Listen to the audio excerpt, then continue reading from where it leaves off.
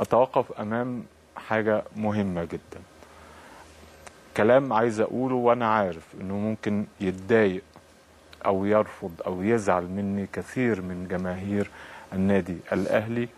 وكثير أيضا من مسؤولي النادي الأهلي ونجومه، لكن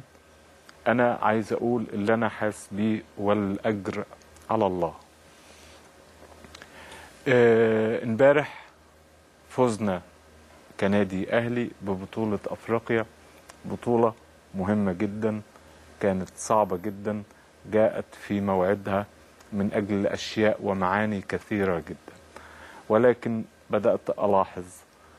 أنه مظاهر الاحتفال بهذه البطولة بدأت تتجاوز كل ما هو ممكن وكل ما هو مسموح به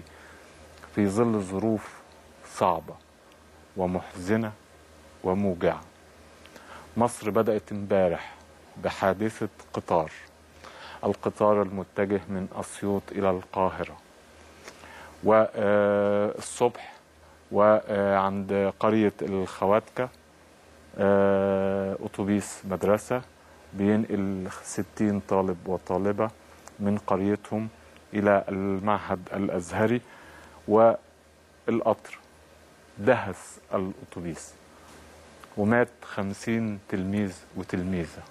أطفال صغار أبرياء ضحايا ليس لهم ذنب فيما جرى، لا يعرفون من الحياة إلا خيرها، كانوا في الطريق لتلقي دروس جديدة في القرآن الكريم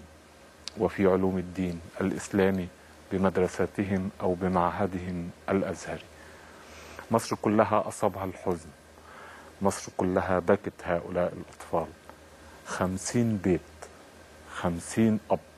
50 أم، 50 دمعة، 50 طفل فارقوا حياتنا بالأمس. وأعتقد أن انتصار الأهلي في استاد رادس وفوزه ببطولة أفريقيا هو حدث مهم جدا ويستحق الفرحة ويستحق الاحتفال، ولكن ليس بالشكل اللي احنا شفناه مساء أمس. كان في مبالغة، كان في عدم احترام لمشاعر مصر المحزونة والموجوعة، كان في تجاوز لبعض الحدود. النادي الأهلي لما عاش المأساة في بورسعيد في الأول من فبراير، طلب جمهور الأهلي من مصر كلها إنها تشاركوا أحزانه وإنها تشاركوا مواجعه